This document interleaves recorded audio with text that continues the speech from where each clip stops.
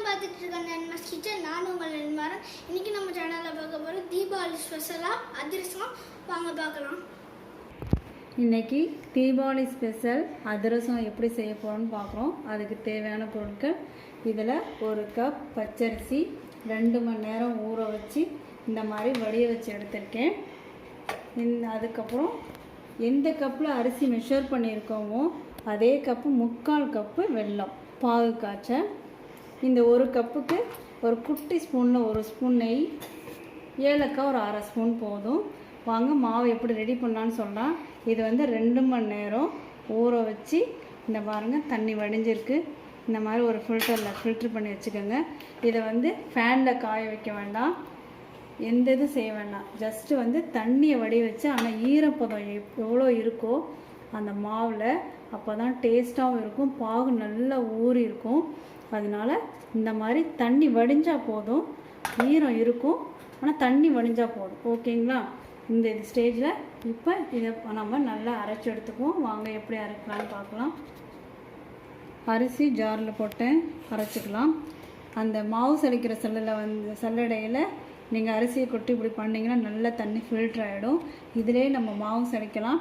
மாவு சலிக்கிறதுக்கு ரவா சலிக்கிற சல்லடை தான் எடுத்துக்கணும். அப்போ தான் மாவு கொஞ்சம் லைட்டாக கொரன்னு அரைக்கணும். இதில் நீங்கள் சலிச்சிங்கன்னா கரெக்டாக இருக்கும். நீங்கள் எவ்வளோ ரேஷியோ, எந்த கப்பில் நீங்கள் ரைஸ் எடுத்துக்கிறீங்களோ அதே கப்பில் 3/4 கப்பு வெல்லம் எடுத்துக்கணும். அந்த பாகுக்கு ஃபுல் கப்பு தண்ணி வச்சுக்கணும். 1 கப் அரிசினா 1 கப் தண்ணி, 3/4 கப் வெல்லம். இதான் ரேஷியோ. நீங்கள் எந்த ஒரு படி எதில் மெஷர் பண்ணாலும் பண்ணிக்கோங்க. நான் இப்போ 1 கப் எடுத்து உங்களுக்கு எப்படி மாவு ரெடி பண்ணி அதிரசம் செய்யறதுன்னு காட்ட போகிறேன். வாங்க பார்க்கலாம். மாவு அரைச்சி எடுத்துக்கலாம். மாவு அரைச்சி இந்த மாதிரி சளிச்சு வச்சுட்டேன். அந்த ரவா சலிக்கிற சல்லடையில் தான் நீங்கள் சலிக்கணும். அப்போ தான் இந்த மாதிரி பூ போல் கிடைக்கும். நீங்கள் அரிசியை 2 மணி நேரம் ஊற வச்சா போதும். ஜாஸ்தி ஆனாலும் பரவாயில்ல, அந்த 2 மணி நேரம் முன்னாடி எடுக்க வேண்டாம். அதே மாதிரி நல்லா ஃபில்ட்ரு ஆகணும். ரைஸு ஃபேனில் காய வைக்கணும், இல்லை துணியில் விரித்து அது மாதிரிலாம் எந்த இதுவும் வேண்டாம். ஜஸ்ட்டு தண்ணியை நல்லா வடிகட்டிட்டு தண்ணி ஒழுகாமல் இருக்கிற மாதிரி எடுத்துக்கோங்க. அதுக்கப்புறம் இந்த மாதிரி நீங்கள் ஜாரில் போட்டு இந்த மாதிரி செய்தீங்கன்னா நல்ல ரைஸ் இந்த மாதிரி பூ போல் மாவு கிடைக்கும். இந்த மாவில் ஒரு ஏலக்காய் பொடி, அதுக்கப்புறம் நெய் குட்டி ஸ்பூனில், நான் பெரிய ஸ்பூன் எடுத்திருக்கேன், குட்டி ஸ்பூனில் இந்த அளவு தான் இருக்கும். அதுக்கப்புறம்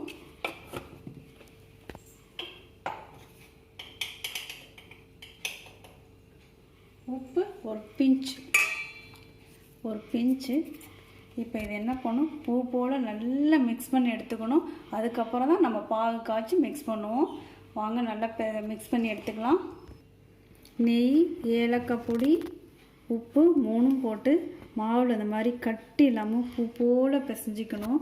அந்த நெய் இதில் மாவோடு பிசைஞ்சு வச்சுக்கிட்டிங்கன்னா ரொம்ப வாசனையாக இருக்கும். டேஸ்ட்டு அந்த நெய் ஸ்மெல்லு நீங்கள் அந்த அதிரசத்துலேயே நீங்கள் டேஸ்ட்டு பார்க்கலாம். இந்த மாதிரி கட்டி இல்லாமல் பூ போல் எடுத்துக்கோங்க. வாங்க பாகு எப்படி செய்யலான்னு பார்க்கலாம். வாங்க பாகு ரெடி பண்ணிக்கலாம். சட்டி ஹீட் ஆகட்டும். 1 கப் ரைஸுக்கு 3/4 கப்பு வெல்லம் எடுத்திருக்கேன், அதை போடுங்க. 3/4 கப் வெல்லத்துக்கு எந்த அளவு ரைஸ் எடுத்துருக்கணும் அதே அளவு தண்ணி, ஃபுல் கப் எடுத்திருக்கேன். 3/4 கப்பு வெல்லத்துக்கு ஃபுல் கப் தண்ணி எடுத்திருக்கேன். ஃபஸ்ட்டு என்ன பண்ணால், கண்டிப்பாக இதில் மண் கல்லெல்லாம் இருக்கும். நல்லா ஃபுல் ஃப்ளேம்ஸில் வச்சு இந்த வெல்லம் நல்லா கரைஞ்சி அதை ஃபில்ட்ரு பண்ணி எடுத்துக்கிட்டு தான் நம்ம பாகு காய்ச்சணும். வாங்க நல்லா கரைச்சி ஃபில்ட்ரு பண்ணி எடுத்துக்கலாம். பாகு ரெடி பண்ணுறப்ப இந்த மாதிரி அகலமான பாத்திரத்தை எடுத்துக்கோங்க. பாகு ரெடியானோன்னு மாவு அதில் கொட்டி தான் நம்ம மிக்ஸ் பண்ணுவோம். நல்லா வெல்லம் கரைஞ்சிருச்சு. இப்போ ஃபில்ட்ரு பண்ணி எடுத்துக்குவோம். கல் இல்லாமல், கல் மண் ஏதாச்சும் கண்டிப்பாக தூசியெல்லாம் இருக்கும். இந்த மாதிரி நல்லா ஃபில்ட்ரு பண்ணிவிட்டு அதுக்கப்புறம் ஊற்றிக்கங்க. இங்கே பாருங்கள், தூசி லைட்டாக மண்ணெல்லாம் இருக்குது. இப்போ பால் காய்ச்சிக்கலாம்.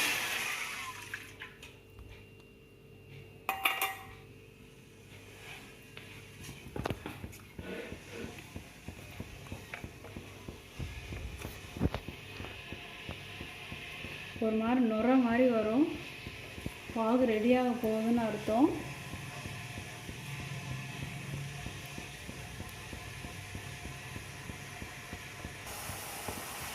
நுர வர ஆரம்பிக்குது.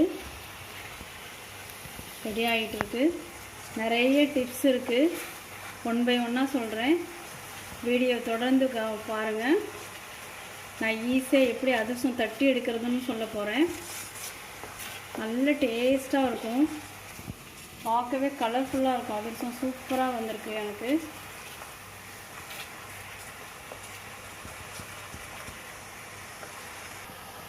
நல்லா இப்படி மிக்ஸ் பண்ணி விட்டுட்டே இருக்கணும். அதிரசத்துக்கு பாகு தான் ரொம்ப முக்கியம். பாகு சொதப்பினீங்கன்னா கண்டிப்பாக அதிரசம் வராது. நல்லா அப்படி மிக்ஸ் பண்ணி விட்டுட்டே இருங்க அடிக்கடி. ஃபஸ்ட்டு ஹை ஃப்ளேம்ஸில் வச்சுருந்தேன். அந்த ஃபைனல் ஸ்டேஜில் நல்லா சிம்மில் வச்சுட்டேன்.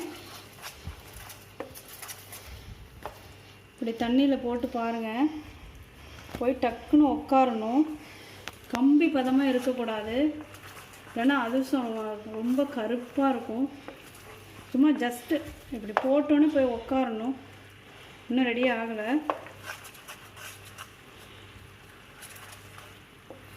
பாகு ரெடி ஆகிடுச்சு. இருங்க நான் செக் பண்ணி காமிக்கிறேன். இப்படி பவுலில் ஒரு தண்ணியை ஊற்றுங்க. பாருங்கள், போய் கீழே கரையாமல் போய் உட்காந்துருச்சு. பாருங்கள், கரையில் கம்பி பதமாக இருக்கக்கூடாது, ஃபஸ்ட்டு கரையாமல் நம்ம ஊற்றுறது அப்படியே போய் ஸ்டே ஆகணும். ரெடி ஆகிடுச்சு. வாங்க மாவு மிக்ஸ் பண்ணிக்கலாம்.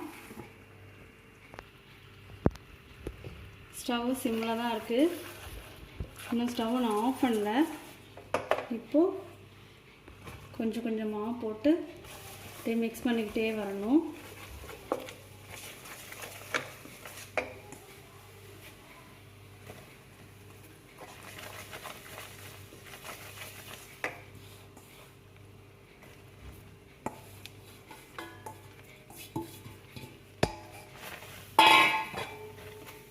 ஆஃப் பண்ணிடுங்க ஸ்டவ்வை. எல்லா மாவு போட்டோன்னே ஆஃப் பண்ணிவிடுங்க. கட்டி இல்லாமல் மிக்ஸ் பண்ணி எடுத்துக்குவாங்க.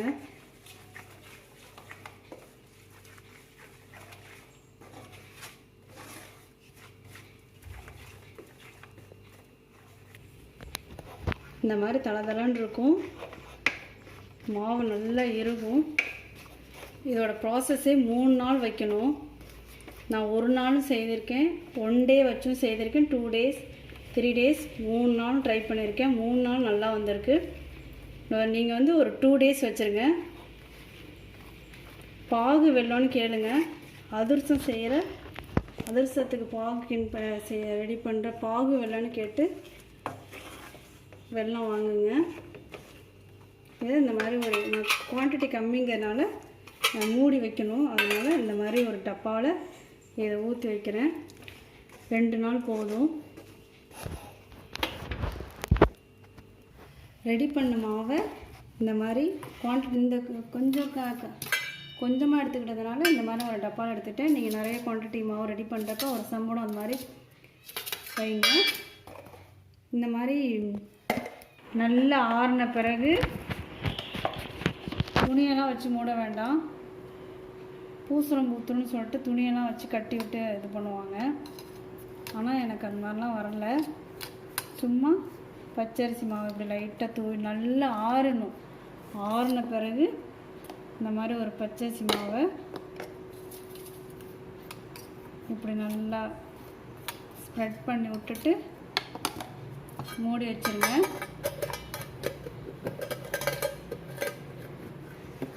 ஒரு 2 டேஸ் கழித்து செய்யலாம். இதே மாதிரி நான் மாவு ரெடி பண்ணி 2 டேஸ் கழித்து ரெடி பண்ணி வச்சுருக்கேன். வாங்க பாருங்கள். அதே அளவு ரேஷியோவில் இந்த மாதிரி ரெடி பண்ணி வச்சுருக்கேன். வாங்க எப்படி அதிரசம் செய்யலான்னு பார்க்கலாம். கட் பண்ணி இன்னொன்று இந்த மாதிரி பச்சரிசி மாவு நல்லா தூவி விட்டு நல்லா மூடி வச்சுருங்க. 2 நாள் கழித்து செய்து பார்க்கலாம். இதை வந்து துணி போட்டு கட்டி வைக்க வேண்டாம். சும்மா சாதாரணமாக இந்த மாதிரி நல்லா மூடி வச்சுருங்க. இதே மாதிரி மாவு ரெடி பண்ணி 2 நாள் முன்னாடியே ரெடி பண்ணி வச்சுருக்கேன். அந்த மாவில் வாங்க அதிரசம் செஞ்சு பார்க்கலாம். பாருங்கள், நல்ல ஈஸியாக இருக்குது. வாங்க செய்து காமிக்கிறேன். நிறைய டிப்ஸ் இருக்குது, பார்க்கலாம். எவ்வளோ இலகெல்லாம் நம்ம பால் காய்ச்சி மிக்ஸ் பண்ணி வச்சுருந்தோம். பாருங்கள், நல்லா இறுகி இருக்குது. நல்லா இது எவ்வளோ முடியுமோ நல்லா பிசைஞ்சு எடுத்துக்கலாம். வாங்க, மாவு அந்த மாதிரி சாஃப்டாக நல்லா பிசைஞ்சு எடுத்துக்கோங்க. வாங்க எண்ணெய் காய வச்சுக்கலாம். எண்ணெய் நல்லா காயட்டும். இன்றைக்கி நான் தான் எடுத்திருக்கேன். காயறதுக்குள்ளே வாங்க அதிரசம் தட்டி எடுத்துக்கலாம். உங்களுக்கு ஈஸியாக எப்படி தட்டலான்னு இப்போ காட்ட போகிறேன்.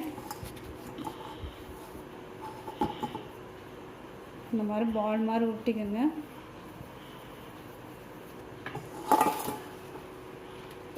இலை லைட்டாக எண்ணெய் தடவிக்கோங்க. உங்களுக்கு ஈஸியாக அதிரசம் எப்படி செய்கிறதுன்னு மெலிசாக செய்கிறதுன்னு சொன்னேன். இந்த பாருங்கள், இந்த இதுதான். இந்த மாதிரி உங்கள் வீட்டில் இருந்துச்சுன்னா அதிரசம் செய்ய யூஸ் பண்ணிக்கோங்க. இந்த மாதிரி லைட்டாக எண்ணெய் அப்ளை பண்ணிட்டு இப்படி வச்சுருங்க.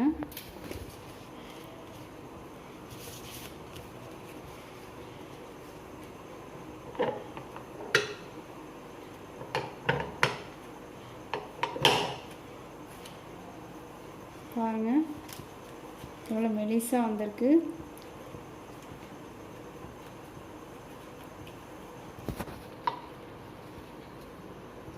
இது ஒரு ஸ்டெப். அப்படி உங்களுக்கு இந்த மாதிரி இல்லைன்னா கையிலேயே நல்லா பால் மாதிரி விட்டுட்டு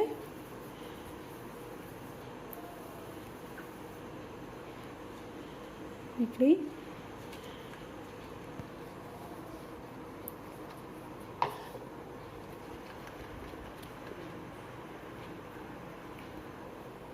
நடுவுலேருந்து போகணும்.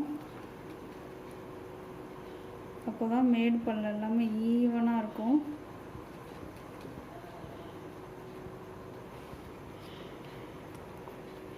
கையில் எண்ணெய் தடவிக்கோங்க, ஒட்டாமல் இருக்கும்.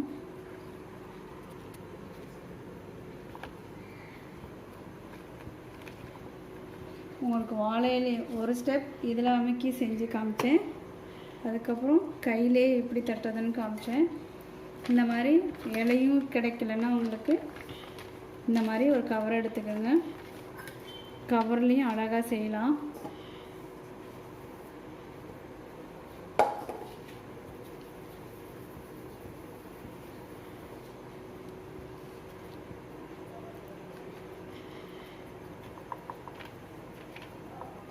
பால் கவர், இந்த மாதிரி உங்களுக்கு எந்த கவர் கிடைக்குதோ உங்களுக்கு ஈஸியாக எது தட்ட முடியுமோ அது மாதிரி எடுத்துக்கோங்க. எண்ணெய் காயறதுக்குள்ளே இதெல்லாம் நான் செய்து வச்சுக்கலான்ட்டு உங்களுக்கு செய்து காமிச்சிக்கிட்டு இருக்கேன். எண்ணெய் காஞ்சிக்கிட்டு இருக்கு.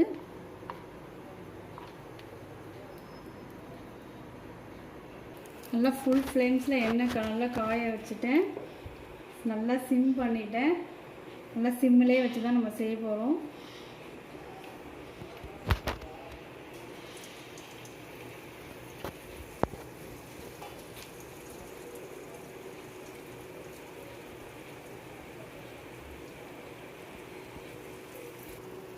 நல்லா உப்பி வருது பாருங்கள். சிம்மிலே வச்சு எடுங்க, அப்போ தான் நல்லா மாவு உள்ளே வேகும்.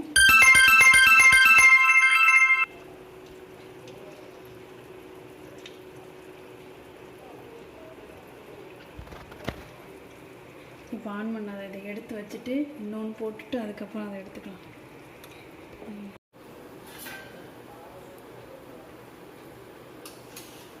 நல்லா பாருங்கள் எவ்வளோ கலராக இருக்குது, சூப்பராக வந்திருக்கு. இந்த மாதிரி ஒரு பெரிய ஜாரணி, ஒரு குட்டி ஜாரணி எடுத்துக்கோங்க. இந்த மாதிரி நல்லா அமுக்கி இப்படி செஞ்சிங்கன்னா ஒரு ஃபியூ செகண்ட் இப்படி செய்யுங்க. நல்லா எண்ணெய் நல்லா வடியட்டும். பாருங்கள் எவ்வளோ அழகாக வந்திருக்குன்னு. டேஸ்ட் அதை விட சூப்பராக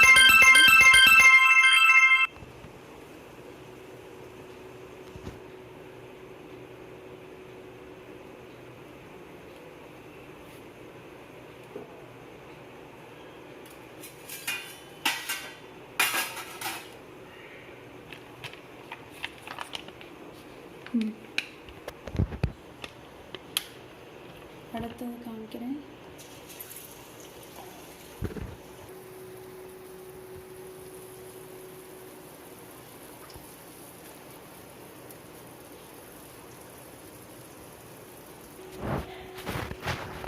இதே போல் எல்லாமே செய்துக்கோங்க. நல்லா பெரிய ஜாண்டியில்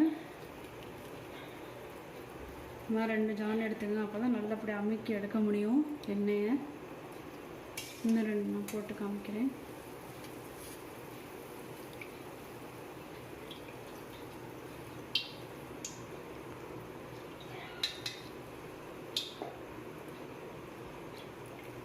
சிம்மிலேயே தான் செய்கிறேன்.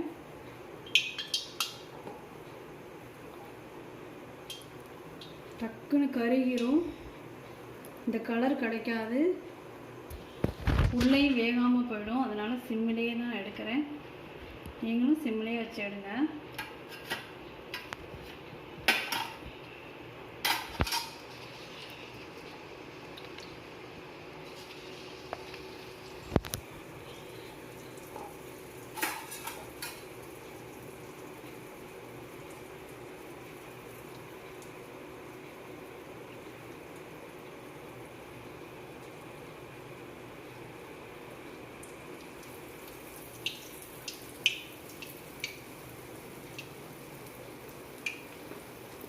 பாருங்கள் எவ்வளோ அழகாக வந்திருக்குன்னு. இதே போல் வாங்க எல்லாம் செய்து எடுத்துக்கலாம். முடிஞ்சாலும் நல்லா ப்ரெஸ் பண்ணி எண்ணெயை வடிச்சிருங்க. அப்படி மீறி எண்ணெய் வடிஞ்சிச்சுன்னா அதுக்கு ஒரு ஈஸி வே, ஒரு டிப்ஸ் தரேன், பார்க்கலாம். எல்லாம் ஒரே மாதிரி வந்திருக்கு பாருங்கள். ஆனால் சிம்மிலே வச்சு எடுத்ததுனால தான் இந்த மாதிரி ஈவனாக வந்திருக்கு. இது 150 கிராம் கப்பு. இந்த கப்பில் 1 கப்பு தான் அரிசி எடுத்துக்கிட்டேன். 1 கப்புக்கு 10 அதிரசம் எனக்கு கிடச்சிருக்கு. அப்புறம் 3 வே வந்து எப்படி தட்டுறதுன்னு சொன்னேன். இலையிலையும் தட்டிக்கலாம், இந்த மாதிரி பேப்பர்லேயும் தட்டிக்கலாம், இந்த மாதிரி ப்ரெஸ் பண்ணுற இதுலேயும் ப்ரெஸ் பண்ணி எடுத்துக்கலாம். 3 வே சொல்லியிருக்கேன். வாங்க டிஸ்பிளேயில் பார்க்கலாம். அதிரசம் நல்லா ப்ரெஸ் பண்ணி எண்ணெய் நல்லா வடிச்சிட்டு தான் எடுத்தேன். அப்படி நீங்கள் செய்து எண்ணெய் வடிகிற மாதிரி இருந்துச்சுன்னா இந்த மாதிரி ஹோல் உள்ள ஒரு மூடி எடுத்துக்கோங்க. வடித்தட்டு, சாதம் வடிக்கிற தட்டு, இது மாதிரி ஹோல் இருக்கும். ஹோல் இல்லைனாலும் பரவாயில்ல, இது மாதிரி ஒரு கிண்ணம் எடுத்துக்கோங்க. எதில் நீங்கள் அதிரசத்தை நீங்கள் போட்டு வைக்கணும்னு நினைக்கிறீங்களோ அதில் வந்து இது மாதிரி போட்டுருங்க. போட்டுட்டு இதுக்கு மேலே அதிரசத்தை இப்படி அடுக்குங்க. நீங்கள் 2 நாள் கழிச்சோ எப்போ சாப்பிட்டாலும் அதில் எண்ணெய் இருந்தாலும் நல்ல எண்ணெய் ஃபில்டர் ஆகி கீழே போயிடும், மேலே உறிஞ்சி இருக்காது. இது ஒரு டிப்ஸு. வாங்க என் பையன் சாப்பிட்டு காமிப்பான். அதிரசம் ரெடி ஆகிடுச்சு. சாப்பிட்டு பார்க்கலாம். பார்க்க வந்து எவ்வளோ பஞ்சு போல் அழகாக இருக்கு பாருங்க. சூப்பராக கிறிஸ்பியாக இருக்கும்.